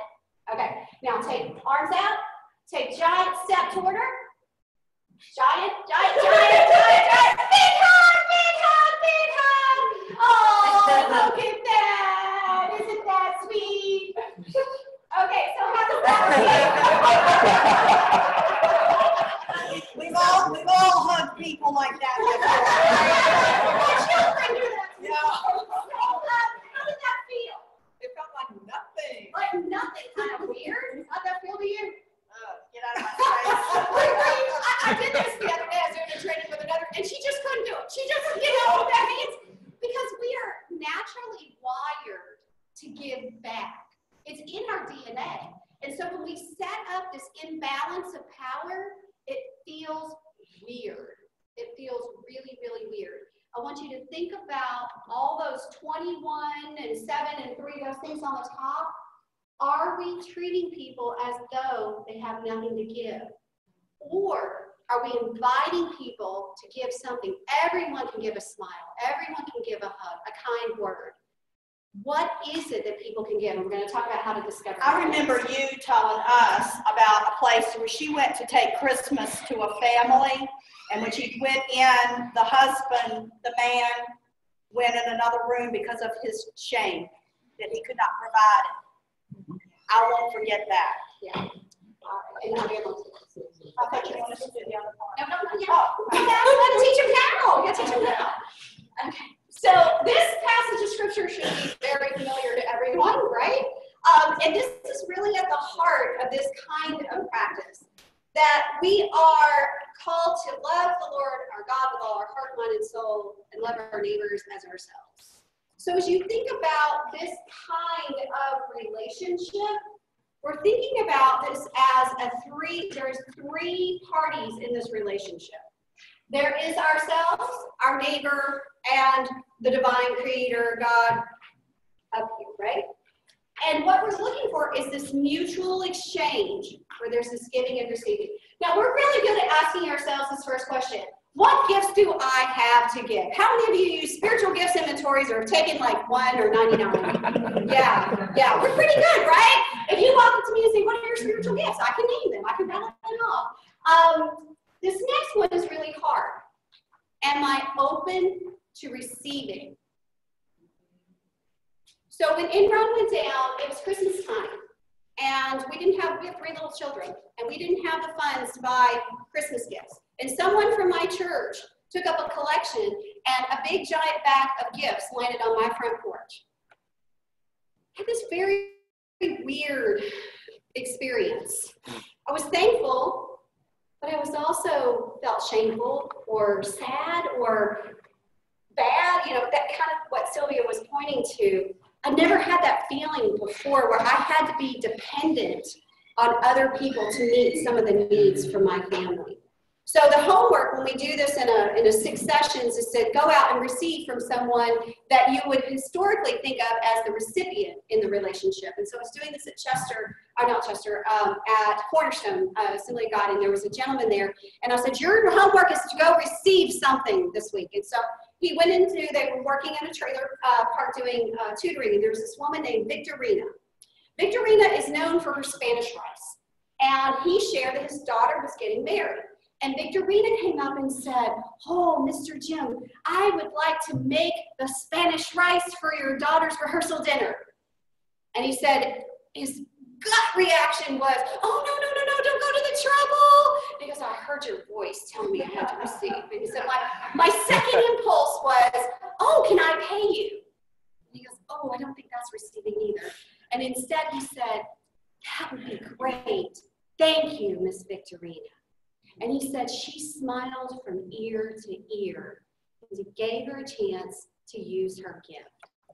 So are we open to receiving? Back to those quotes. Out of kind-heartedness, we think we're being kind, right? When we say, oh, no, don't. We make people feel like they're not useful or valuable. So those 2 questions related to self. Now, with our neighbors, what gifts do my neighbors have? I want you to think back to all these 21 activities, or these 7 activities, or these 3 activities, and I want you to think about the people. Do you know their name? Do you know their gift? Can you name their, so if they're folks coming in and receiving from your food pantry, do we know their gift?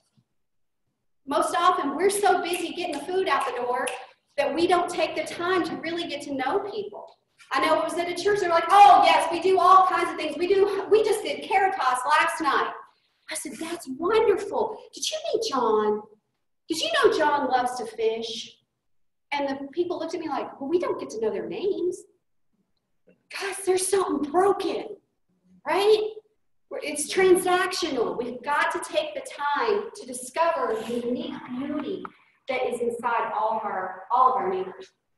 So just knowing the gift, that's helpful, right? But if we don't release the gift, if you tell me that you're like public speaking, Audrey shared that one time, she liked to speak. I'm like, oh, I'm going to do this training. It'd sure be nice if it wasn't just my voice the whole time. And invite Audrey to be a part of a conversation because I knew that about her. Now, if she said that and I never invited her to be a part of that, would she feel like her gift was valued? Probably not. If I shared something and nobody ever asked me to use it, I'm going to start to doubt whether or not it's a gift or that if anybody values it. So what are the systems that we have in place for releasing the gifts? And this one, you would think this God part for churches would be really easy. This is where it gets really hard sometimes. When we ask, where is God at work? Have we developed lenses to see that God's already there? We are not taking Jesus to poorer communities. Okay, Jesus is already there in like some powerful, awesome, amazing ways. Are we open to seeing God expressed through people and in ways that are different than our own experience? And are we depending on God to show up? So I was working with a church that had a food pantry. And I said, what if you let people choose what they put in their bag? Right? What if that happened? Well, what if everybody liked peas? I'm like, okay, are we depending on God in that? What if everybody did like peas? Well, maybe they'll try corn this week. Like, can we let go enough?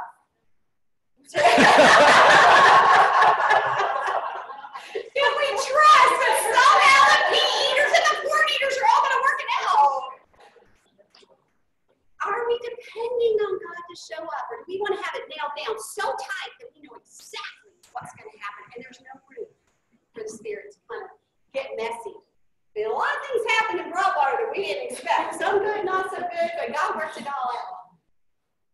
And then are we asking ourselves, how are we being transformed? When we make this about the other, when we make this about we're going to go and their lives are going to be changed, but hey, I'm all right. Remember that mutual brokenness comment? we're all broken. We all have poverty of some sort. And if we place ourselves as the giver and we only see the deficit, we are hurting people inadvertently.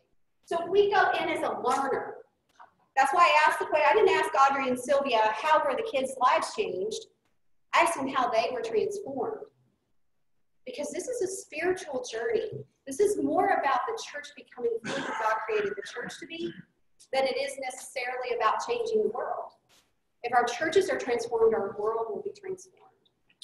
The way that we walk together with our neighbors. So what happens when all you do is you give and you give and you give and you give and you give and you give and you give and you give? Any missions pastors, previous missions pastors, this is you. Burnout.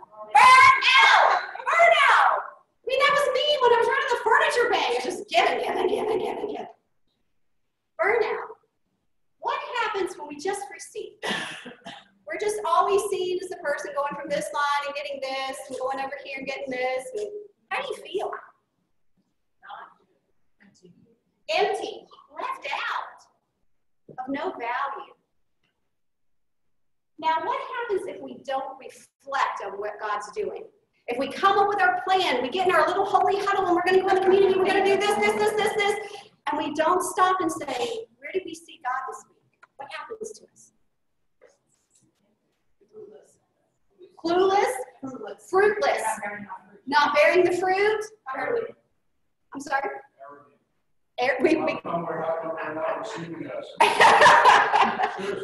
Yeah, so we kind of miss the way, right? Because we think it's about us, and we miss out on something greater. We lose our purpose. This was me driving a box truck, okay? I had a plan. We're gonna start a furniture bank. It was never supposed to be a furniture bank, okay? Somebody told me it was supposed to be a furniture bank, and I created this stupid thing, okay? I missed the way. God did not say go start a furniture bank, right? God said go love your neighbors. So we miss out. We've got to build theological reflection into every piece of this. And I think someone back here said exactly that when we were talking about the poor. It's got to be a spiritual journey. So that's that shift from doing for to doing with. So what you're looking for is reciprocal relationships that are mutual, that create relationships of dignified interdependence that fosters peace, justice, and reconciliation. Trust is at the core of a lot of this. And whenever you're in a relationship, that the three churches that Reveille is with, this mutual exchange is building trust. And you've got one of the wealthiest congregations in one of the most impoverished parts of our city.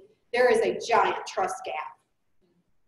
And how that gets built is these mutual beneficial relationships of recognizing the gifts of all. So that's the shift from one-way giving to mutual interdependence. So come back, my guinea pigs. Okay. So when we're practicing mutual interdependence, everyone's a giver, everyone's a receiver. Everybody put your arms out. Big hug. Now, doesn't this look way more fun? Way more fun. So if you don't remember anything else I said today and you hear Embrace Richmond, just think huggy people. Or the huggy people, right? Everybody's got a gift to give. Everybody can hug or smile. So I want you to take just a few minutes on your table, in your handout. You should have a community ministry assessment form. This is a tool, generally when we're working with a congregation, I'll come in, I'll do this assessment, kind of walk them through this presentation, and then have them start to map out very specifically. Now, the things that go on this form are things that you and your church control, or residents that you're empowering control. This is not Feed More uses our building, okay? So these are things that your ministry, your church is responsible for. So in the 4-column under relief, those would be everything that you put in this bucket, the giving out fish. It would be there. Now the difference between you can give out fish in a one-way methodology, or you can give out fish in a mutually interdependent way. So doing with. So in Hillside Court, the neighbors named food insecurity. We have partnered with Feed More. The neighbors man the table. The neighbors check their neighbors in. The neighbors made the rules. The neighbors picked the day. The neighbors decided how many cans of peas or whatever. The residents were in control. So that is a WIP model. It is relief, right? It's addressing food insecurity, but it's being done with the community. So think about power and control. Who has the power and control? Now, individual betterment, that's everything you put in this bubble. It's skill building. It's helping the individual. Open Table is a great example of individual betterment. So the goal is that this person will go from this point to this point. It's about the individual person. You can do that in a one-way kind of methodology. People come to a training class, and only your church people are trainers. And they're recipients. They're receiving whatever wisdom you have. Or you can do it in a with model. Open Table is a with model, where the participant defines their goals. The participant decides their next step. They have power and control. So think about who's the decision-making body. Community development impacts the whole neighborhood. You can do things that impact the whole neighborhood in a forum methodology. A block party. Your church throws the block party. Your church decides who gets to be at the block party. Your church cooks the food. Your church does the flyers. That's doing for. Or you can do with. The neighbors say they want to have a block party. Your church maybe helps arrange to block the street off. The neighbors decide what day. The neighbors decide what activities. That witness that's there. But where is the power and control? You're at the table, but are you the leader or are you fueling their dreams? That helpful? So take a few minutes and map out what you're currently doing.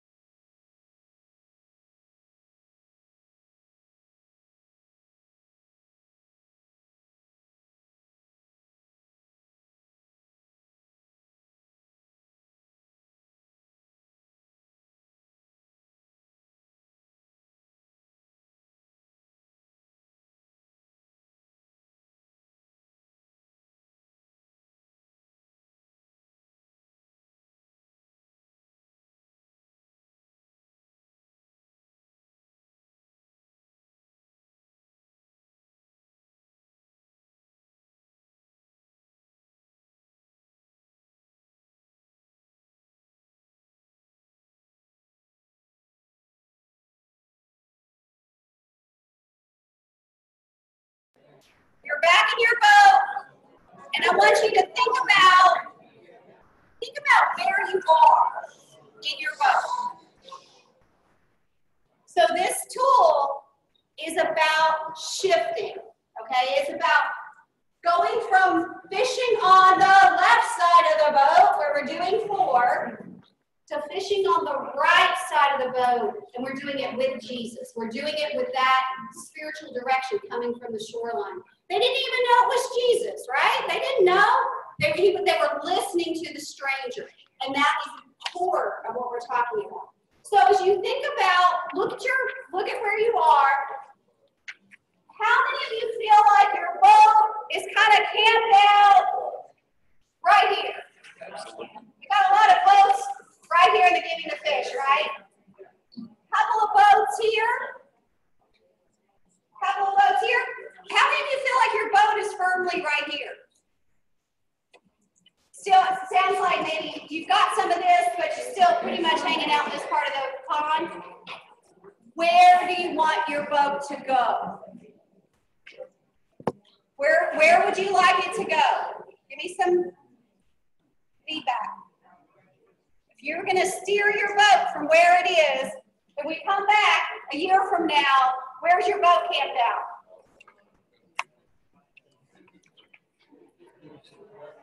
Are we moving it toward social emotional? Are we moving it toward power control? Are we moving it toward advocacy? You have to do a lot of education and training and undoing of what is always been done, and it's a paradigm shift that's not easy to do. So let's assume that we're going to depend on God. Let's assume that we could do anything. Okay, I know y'all are sitting there going, oh my God, I got this person in my head and they're not going to go on the boat ride, right? Like, just remember that the boat doesn't have to be, it's a speedboat. It's a baby boat. It is not an oil tanker. Okay, you're only going to take a few people in your boat. Okay, those that want to go on the ship. Where would you like to see your boat go? You want to see this holistic, kind of everywhere kind of place? Then the process of getting them there, how do we get from where we are to something that is more holistic, that we sample it? And the answer to that is, come back to the next 2 trainings and we'll tell you more. Can I say something real quickly? One of the things that when you start doing this, you do meet resistance for people who haven't heard it and haven't gotten passionate about it. Don't throw the baby out with the bathwater, okay? There are always going to be hungry people that are going to need you to give them something to eat. There are always going to be people that don't have clothes.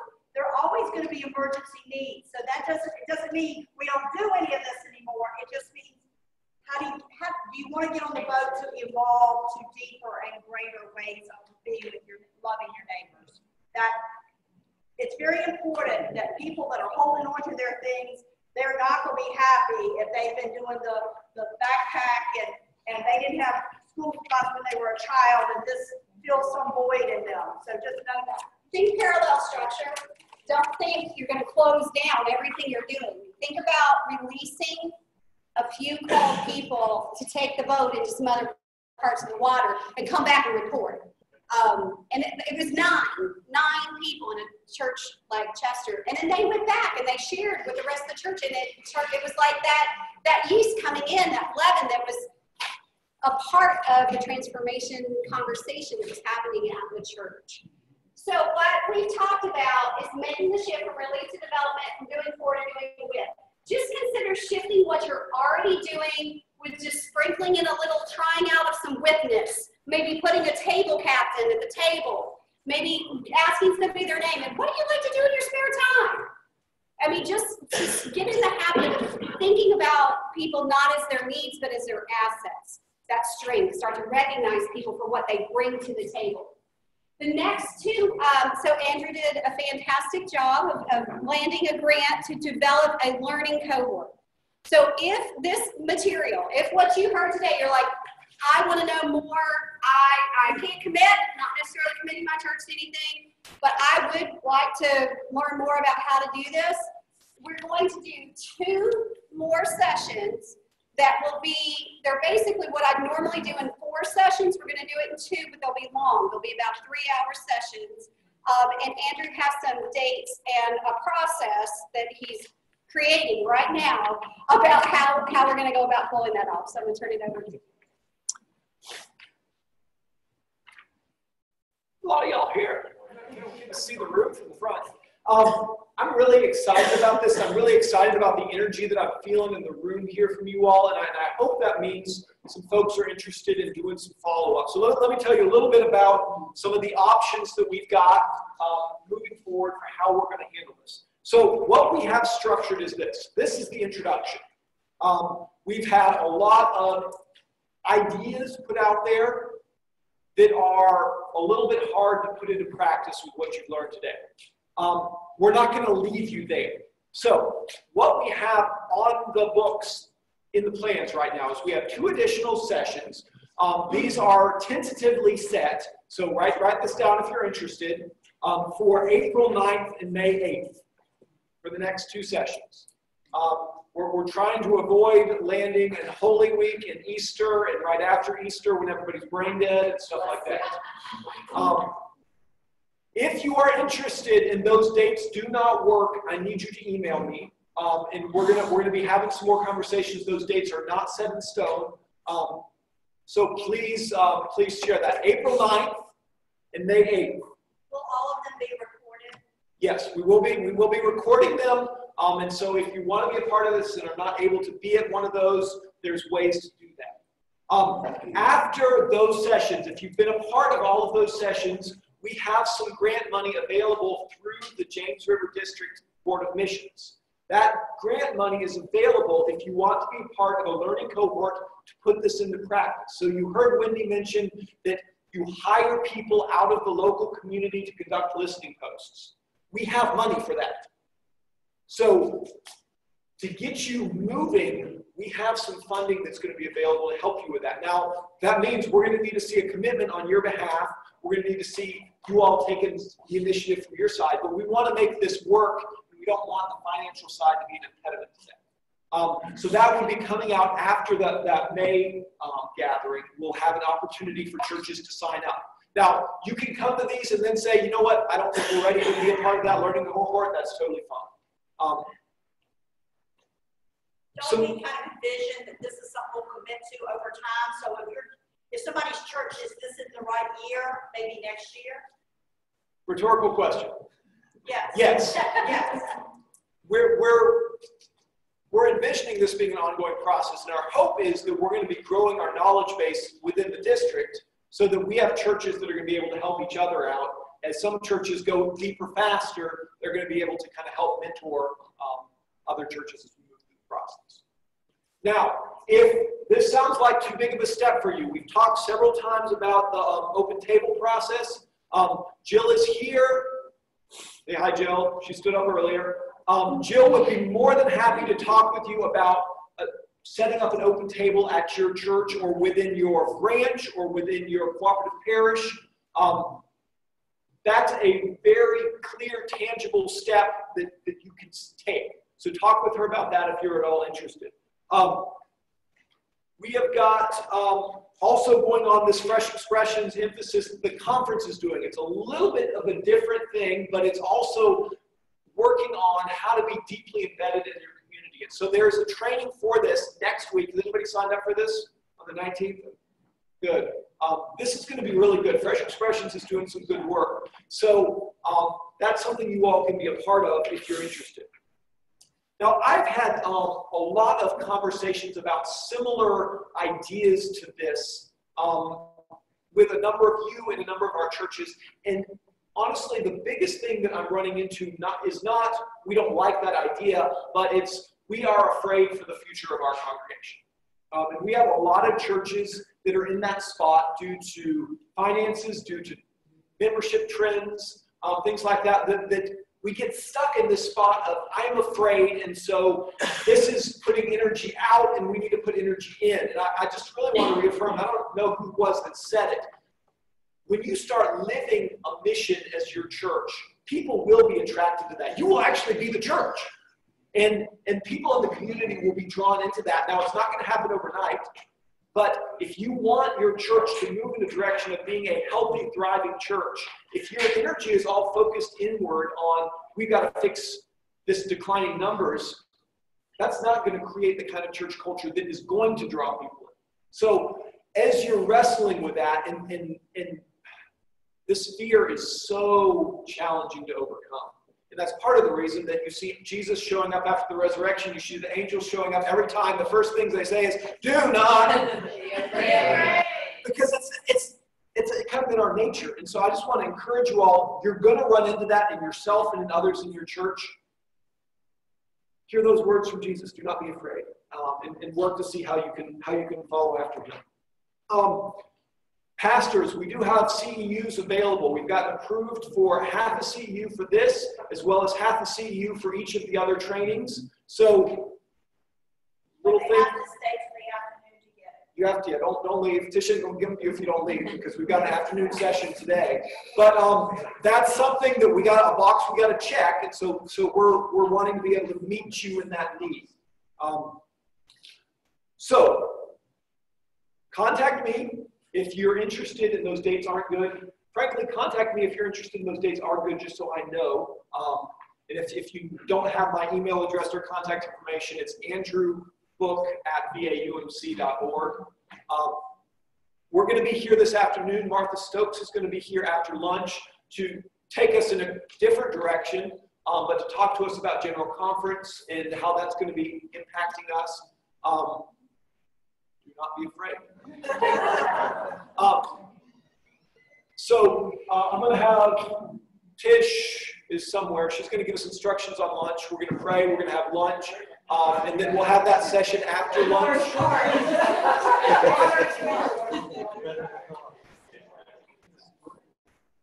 Thanks, Wendy. Let's get Wendy. Yeah.